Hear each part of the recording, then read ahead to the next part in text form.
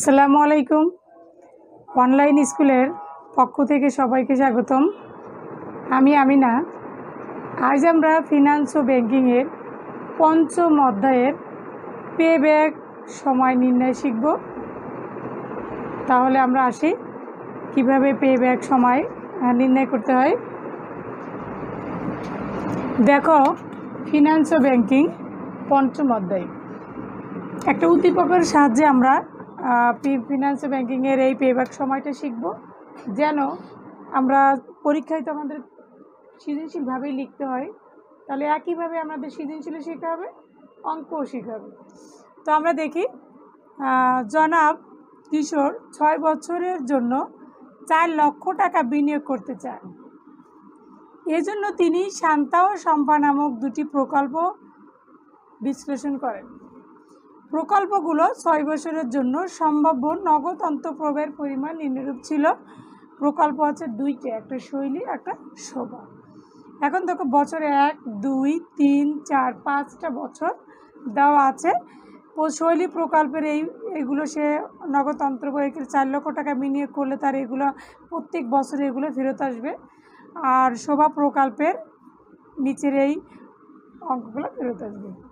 তো আমরা এটা উদ্দীপক জাস্ট ক নম্বর হচ্ছে, কি থেকে প্রতিষ্ঠানে নগদ অন্তঃপ্রবাহ আসে। দেখো, একইভাবে আমরা সৃজনশীল শিখব যে ক নম্বরে কতটুকু লিখতে হবে, খ নম্বরে আমাদের কতটুকু লিখতে হবে। এইটুকু কিন্তু আমাদের বিশেষভাবে জানা যায়। আমরা ইচ্ছা করলেই কিন্তু পৃষ্ঠা ভরে লিখতে পারি না। মার্ক অনুযায়ী ক নম্বরে 1 মার্কের জন্য কতটুকু লিখতে হবে, খ নম্বরে 2 মার্কের জন্য কতটুকু লিখব, গ নম্বরে কীভাবে লিখতে হবে, ঘ নম্বরে কীভাবে লিখতে হবে, তাহলে তোমরা ফুল মার্ক পাবা। ইচ্ছা করলে 1 লাইন বা 2 লাইন বা 3 লাইন লিখলে সৃজনশীলের অ্যান্সার হয় না। আজ আমরা কিভাবে একটা সৃজনশীল লিখতে হয় সেটাও জানবো, অর্থাৎ একটা সৃজনশীলের ক খ গয়ে কতটুকু লিখতে হবে সেই বিষয়টা আমরা গুরুত্ব আকারে শিখব। তো দেখো, ক নম্বরে কিন্তু বলছে কি থেকে প্রতিষ্ঠানে নগদ অন্তঃপ্রবাহ হয়। এক কথার উত্তর যদি সঠিক হয় 1 পাবে। অর্থায়নের সাফল্যের চাবিকাঠি কি, একটা কথা, কিন্তু একটা কথার অ্যান্সার দিতে হবে। আর তারপরে বলছে যে অ্যান্সারটা হবে, এক কথার যে অ্যান্সারটা হয় সেই কথারই 3 লাইনের একটা ব্যাখ্যা দিতে হয়। কি বললাম, খ নম্বরে অর্থায়নের সাফল্যের চাবিকাঠি কি, এক কথার উত্তর। এক কথার উত্তর যে ওয়ার্ডটা হবে সে ওয়ার্ডটার 3 লাইনের একটা ব্যাখ্যা হবে। তাহলে মোট কয় লাইন হবে, 4 লাইন হবে। ক নম্বরে 1 লাইন, খ নম্বরের উত্তর হতে হবে 1 লাইন শর্ট অ্যান্সার, আর ওই শর্ট অ্যান্সারের ব্যাখ্যা হবে মাত্র 3 লাইন। ঠিক আছে, তো আমরা দেখা যাক কীভাবে লিখি। ক নং দিয়ে তারপরে গণিতে যাব।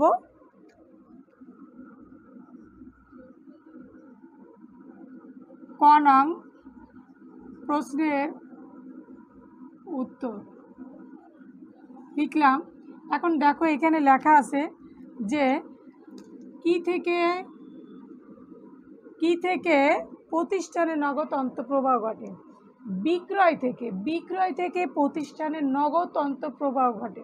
ঠিক এইটুকুই আমরা লিখব, বিক্রয় থেকে প্রতিষ্ঠানের নগদ অন্তঃপ্রবাহ ঘটে।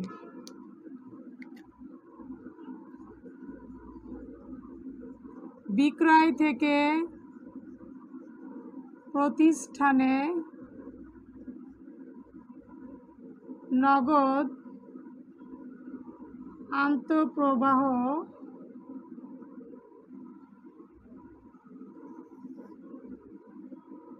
বিক্রয় থেকে প্রতিষ্ঠানে নগদ অন্তঃপ্রবাহ ঘটে লিখলাম। এটা ক হয়ে গেল।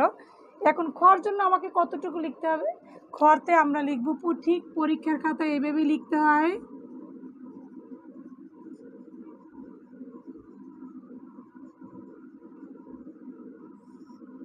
এটা খ না। দেখো, এখানে কিন্তু বলেছে যে অর্থায়নের সাফল্যর চাবিকাঠি কি।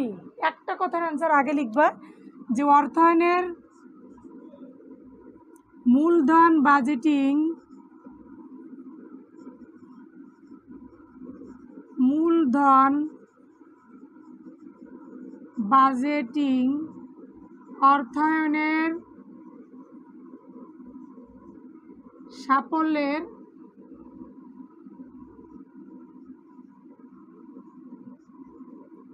চাবিকাঠি। এই যে আমরা একটা কথার অ্যান্সার লিখলাম, আমাদের প্রথম একটা কথার অ্যান্সার কিন্তু মূলধন বাজেটিং। ঠিক আছে, এই মূলধন বাজেটিং সম্পর্কে তোমাকে 3 লাইনের ব্যাখ্যা দিতে হবে। তাহলে আমরা জানবো খ নম্বরে আগে 1 লাইনের অ্যান্সার হবে, তারপরে যে অ্যান্সারটুকু হবে তার 3 লাইনের একটা ব্যাখ্যা দিতে হবে, তাহলে তুমি ফুল মার্ক পাবে। তাহলে দেখো আমাদের এক কথার অ্যান্সার হচ্ছে কিন্তু মূলধন বাজেটিং। এখন এই মূলধন বাজেটিং সম্পর্কে আমরা 3 লাইনের ব্যাখ্যা দিতে পারি কিভাবে। আমরা লিখব মূলধন বাজেটিং বাস্তবসম্মত ও সঠিক হলে, মূলধন বাজেটিং বাস্তবসম্মত ও সঠিক হলে ব্যবসায়ী প্রতিষ্ঠানেও সফল হবে। মূলধন বাজেটিং বাস্তবসম্মত ও সঠিক হলে ব্যবসা প্রতিষ্ঠানও সফল হবে। আর এটি যদি ব্যর্থ হয়, ব্যবসা প্রতিষ্ঠানও ব্যর্থ হবে। এই ব্যর্থতার দায়িত্বও ব্যবস্থাপককে নিতে হয় বলে এটি, তাই ব্যবস্থাপক মূলধন বাজেটিং সচেষ্টভাবে করতে চেষ্টা করে। এই যে 3 লাইনের একটা ব্যাখ্যা আমাদের নিচেই লেখা উচিত। কিভাবে লিখব দেখো, আমরা লিখব মূলধন বাজেটিং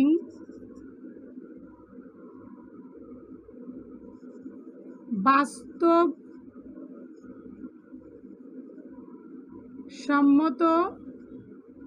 ও সঠিক হলে ব্যবসা প্রতিষ্ঠানও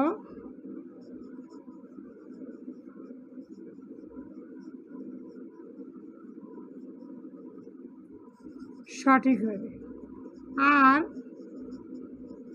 এটি ব্যর্থ হলে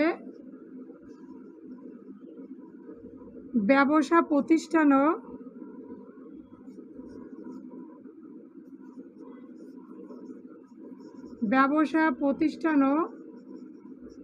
ব্যর্থ হবে। এই ব্যর্থতা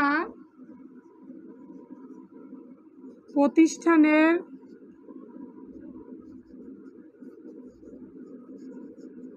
ব্যবস্থাপককেও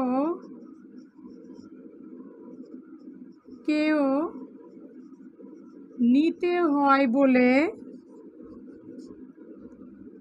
হয় বলে তিনি মূলধন বাজেটিং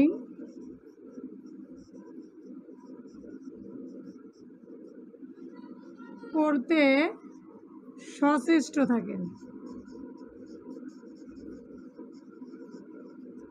এরকম 3 লাইনের একটা ব্যাখ্যা দিতে হবে খ নম্বরে। দেখো কিন্তু আমরা 1 লাইনের একটা কথা লিখছি, এই মূলধন বাজেটিং সম্পর্কে 3 লাইনের ব্যাখ্যা, তাহলে তুমি মাস্ট বি দিয়ে পাবা, কারণ সঠিক অ্যান্সার লিখেছো। ক নম্বরে 1 কথার উত্তর 1ই দিতে বাধ্য, কারণ তুমি বানান ভুল করলে তুমি নাম্বার পাবে না 1 কথার অ্যান্সার হলে। তাহলে আমরা আজ ক এবং খ কীভাবে সৃজনশীলভাবে লিখতে হয় এটা শিখলাম। তাহলে আমরা গ নম্বরে কীভাবে লিখব সেটা একটু দেখি। শৈলী প্রকল্পের পে ব্যাক সময় নির্ণয় করে, যেহেতু আমরা অঙ্ক করছি, পে ব্যাক সময়টা আমরা খুবই সহজভাবে শিখব, 2 ভাবে শেখা যায়।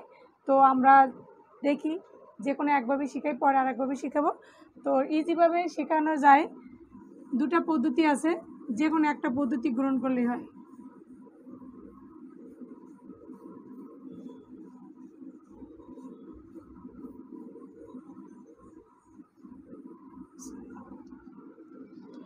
দুইটি পদ্ধতিতে পেব্যাক সময় নির্ণয় করা যায়।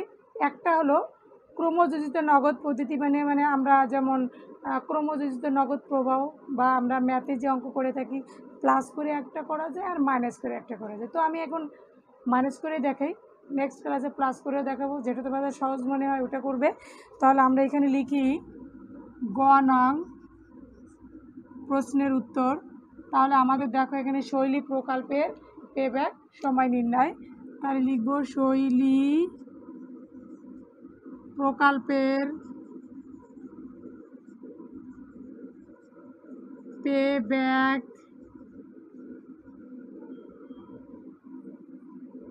পেব্যাক সময় নির্ণয়। ঠিক আছে, তাহলে পেব্যাক সময় নির্ণয় করতে হলে ঘর কয়টা লাগবে? মাত্র 3টা। কয়টা? মাত্র 3টা। দেখো আমরা 3টা ঘর কীভাবে কাটি ইজিলিভাবে।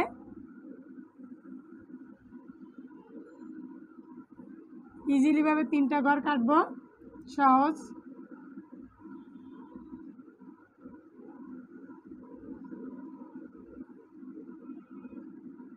বড় করে দিলাম। ঠিক আছে, এটা লিখব বছর নগদ অন্তঃপ্রবাহ। এখানে লিখবা নগদ অন্তঃপ্রবাহ। ঠিক আছে, এখানে লিখতে হবে ক্রমযোজিত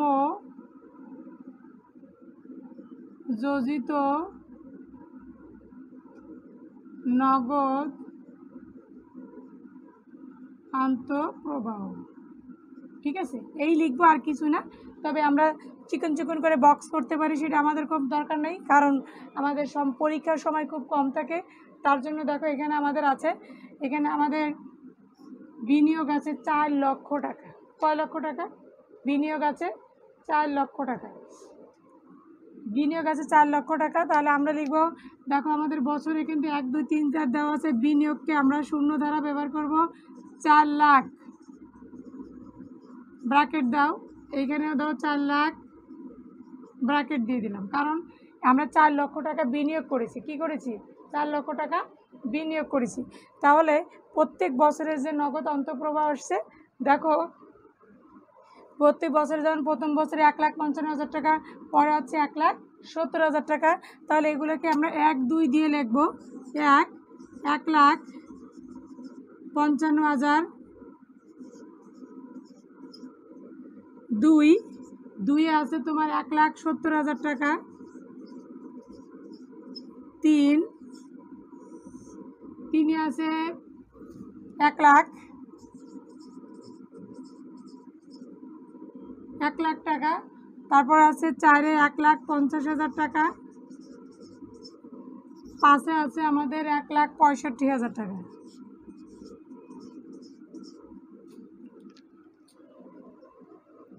এক লাখ 65,000 টাকা।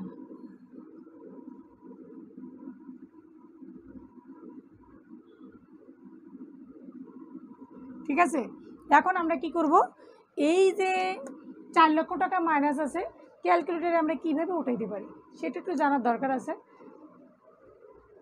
ক্যালকুলেটরে আগে মাইনাস 4 লক্ষ টাকা উঠাবে। কয় লক্ষ টাকা উঠাবে? ক্যালকুলেটরে আগে উঠাও মাইনাস 4 লক্ষ টাকা, মাইনাস 4 লক্ষ টাকা। ক্যালকুলেটরে উঠাইলাম মাইনাস 4 লক্ষ টাকা। এখন এটা কিন্তু মাইনাস না, প্লাস। তখন ক্যালকুলেটরে তুমি উঠাবা প্লাস 1,55,000 টাকা। কিন্তু বারবার আর মাইনাস উঠানোর দরকার নাই। তাহলে আমার এখানে আসছে 1,45,000 টাকা। ক্যালকুলেটর থেকে আর ওইটা তুমি কাটতে পারবে না, কারণ কাটলে তুমি তোমার হিসাবটা গোলমাল হয়ে যাবে। তার জন্য আমরা এখানে লিখব 1,45,000 টাকা, ব্র্যাকেট দিব। ব্র্যাকেট মানেই এখানে অর্থ বোঝানো হচ্ছে মাইনাস। ব্র্যাকেট অর্থ এখানে বোঝানো হচ্ছে কি? মাইনাস। ঠিক আছে, তারপরে দেখো নেক্সটে যখন আমরা ক্যালকুলেটর ইউজ করব তখন কিন্তু আমরা প্লাস দিয়ে, বারবার কিন্তু প্লাস দিয়ে সংখ্যাগুলো আবার লিখব, প্লাস 1,70,000 টাকা। তাহলে আমাদের আসছে মাইনাস 75,000 টাকা, মাইনাস 75,000 টাকা। এটিকে ব্র্যাকেট। তারপরে যখন আবার এটি 1 লাখ টাকা লিখব তখনও প্লাসে টিপ দেবো, কত? 1 লাখ, 1 লক্ষ টাকা। এটা কিন্তু আমাদের আর প্লাস আসে, মাইনাস আসে নাই। মাইনাস আসলে মাইনাস দিবা, না আসলে দেওয়ার দরকার নেই। এটা টোটাল আসছে 25,000 টাকা, 25,000 টাকা। ঠিক আছে, এই পর্যন্ত কিন্তু মাইনাস শেষ, আর মাইনাস আসে নাই, তখন আবার দেব প্লাস 1,55,000 টাকা, 50,000 টাকা।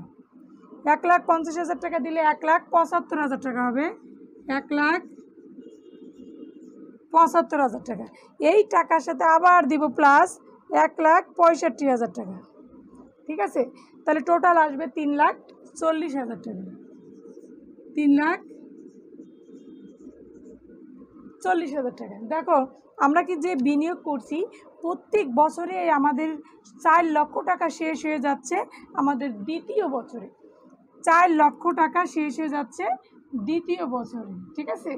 এই যেখানে নগদ অন্তঃপ্রবাহ মানে আমাদের বিনিয়োগের টাকাটা পরিশোধ করা হয়ে যায়, সর্বশেষ আমাদের 75,000 টাকা মাইনাস, আর মাইনাসের পরে কিন্তু সব প্লাস, আমাদের এইখানে দ্বিতীয় বছরেই টাকা শেষ হয়ে যায়। সেক্ষেত্রে আমরা যে বছরে আমাদের এই বিনিয়োগকৃত টাকা শেষ হয়ে যায় সেটাকে বছর ধরবো 2, দ্বিতীয় বছরে টাকা শেষ হয়ে যাচ্ছে। আর পরবর্তী বছর যে আমাদের 1 লক্ষ টাকা আছে কিছু ডিউ থাকতে পারে, সেটা আমরা পরবর্তী বছরে ধরবো। তাহলে আমরা এখানে নিচে সূত্র লিখতে পারি বা পেব্যাক সময়ের কাজটা করতে পারি। দেখব সুতরাং পেব্যাক সময়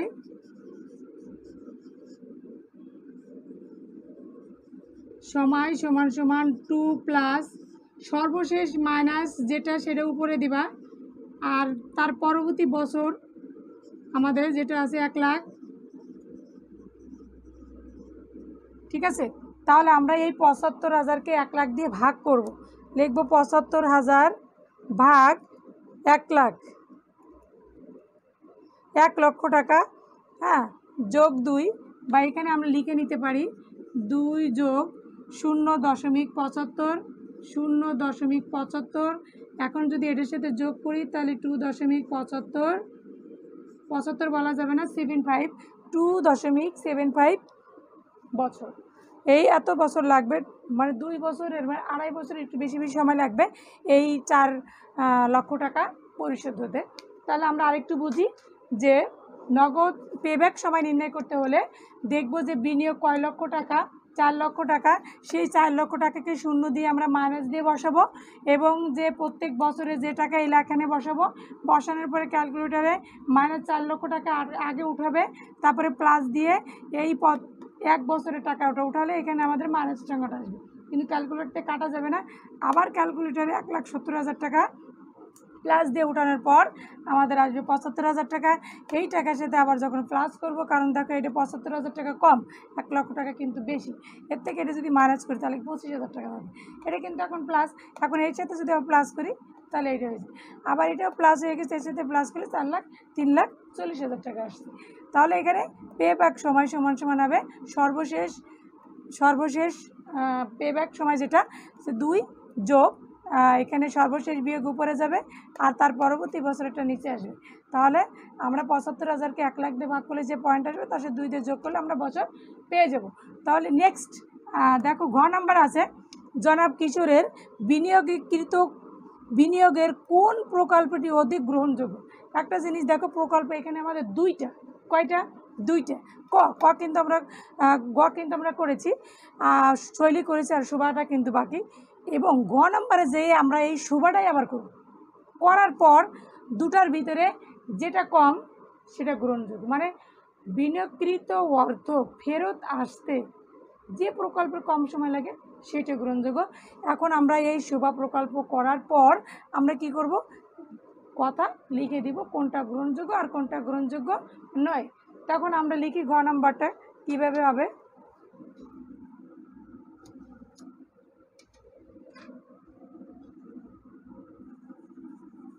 ঘ নাম্বারটা সেম একই রকম হবে এবং কিছু কথা লিখতে হবে নিচে।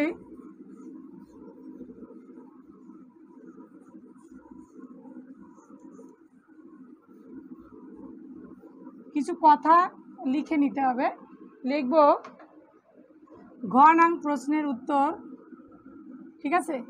ঘ নং প্রশ্নের উত্তর, আর এখানে হবে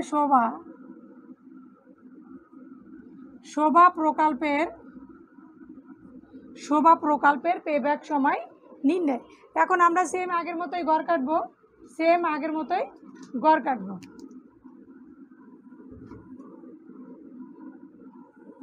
কাটলাম, সেম আগের মতোই ঘর কেটে ফেলি বছর, তখন এটা হবে বছর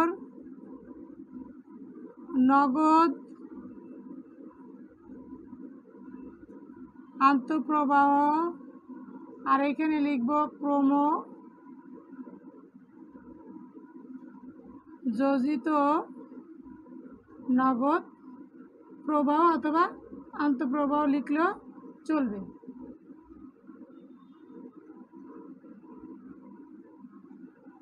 এখন ওটার মধ্যে তুমি 0, 1, 2, 3, 4, 5 লিখতে হবে। এইখানে ওইভাবে লিখবা 4 লক্ষ টাকা, ঠিক আছে। এইখানে আমাদের টাকার বছরটা পরবর্তী বছরে দেখতে হবে ব্র্যাকেট। তারপর দেখো আমাদের প্রথম বছরের টাকা 1,35,000 টাকা, ঠিক আছে। দ্বিতীয় বছরে আছে 2 লক্ষ টাকা, তৃতীয় বছরে আছে 1,30,000 টাকা, তার পরবর্তী আছে 1,50,000 টাকা, তার পরবর্তীতে আছে 1,20,000 টাকা। সমস্ত টাকা দেওয়া শেষ, আমাদের বক্সে দিয়ে দিলাম। এখন নেক্সট আগের মতোই আমরা করব। ক্যালকুলেটারে আমাদের আগে 4 লক্ষ টাকা উঠাতে হবে, -4 লাখ। কীভাবে উঠাবা? আগে -4 লক্ষ টাকা, 1, 2 -4 লাখ, প্লাসের পরে লিখবা 1,35,000 টাকা। 35,000 টাকা দেওয়ার পরে দেখবা মাইনাস আসবে 2,65,000 টাকা। 2,65,000 টাকা, 2,65,000 টাকা মাইনাস হবে, কারণ এটা মাইনাস আসছে। তারপরে তোমরা লিখবা যোগ 2 লাখ, যোগ 2 লাখ এসছে আমাদের মাত্র 65,000 টাকা। এটা আমাদের মাইনাস। তারপরে নেক্সট আবার দেব প্লাস 1,30,000 টাকা। 1,30,000 টাকা দিলে আসবে শুধু 65,000 টাকা।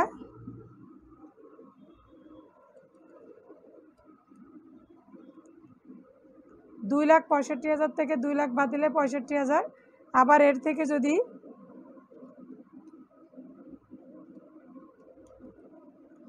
মাইনাস 65,000 সাথে প্লাস করব আমরা 1,30,000। 1,30,000 মাইনাস করলে আমাদের 65,000 টাকায় আসে, এটা কিন্তু আমাদের প্লাস। হ্যাঁ, তারপরে আমরা লিখব যোগ 1,50,000 টাকা। 1,50,000 টাকা দিলে 2,15,000 টাকা আসছে এখানে।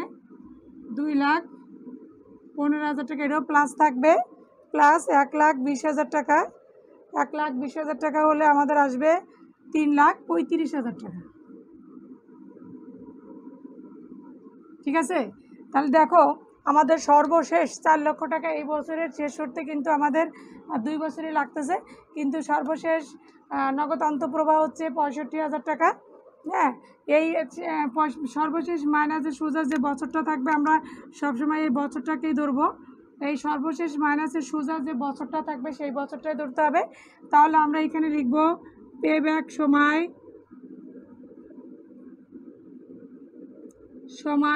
সমান 2 যোগ সর্বশেষ মাইনাস কত টাকা? 65,000 টাকা। তার পরবর্তী বছর, ঠিক পরবর্তী বছর কোনটা? 1,30,000 টাকা।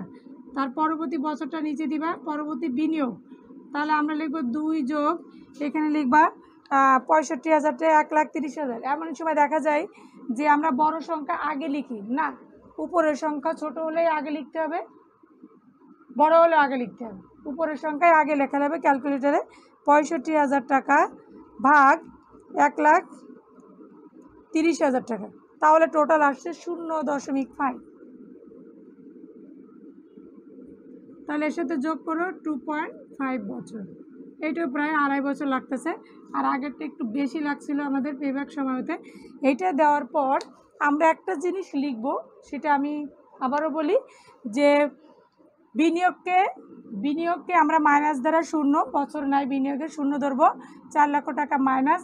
এবং যে বছরগুলো প্রথম দ্বিতীয় তৃতীয় আছে আমরা সিরিয়ালে বসাবো, ক্যালকুলেটারে আগে -4 লক্ষ টাকা উঠাবো, তারপরে যোগ প্রথম বছর টাকা করার পর যেটা আসবে তার সাথে আবার যোগ, তারপরে 65,000 টাকা, 65,000 টাকা, আবার 1,30,000 টাকা, বলে 35,000 টাকা, এইভাবে সিরিয়ালভাবে করবো।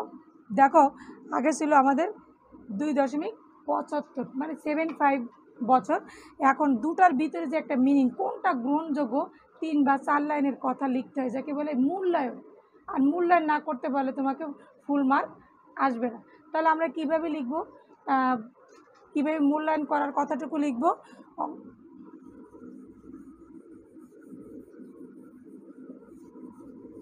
মূল্যায়নের কথাটুকু আমি নিচে লিখে দিচ্ছি। এটার মূল্যায়ন লিখব। তাহলে শোভা প্রকল্পে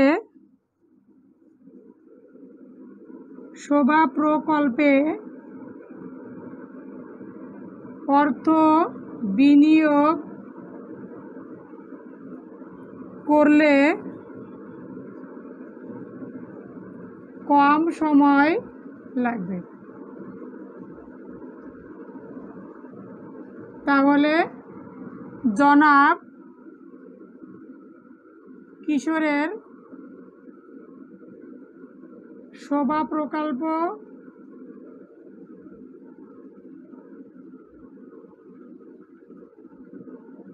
গ্রহণ করা যুক্তিযুক্ত বলে আমি মনে করি।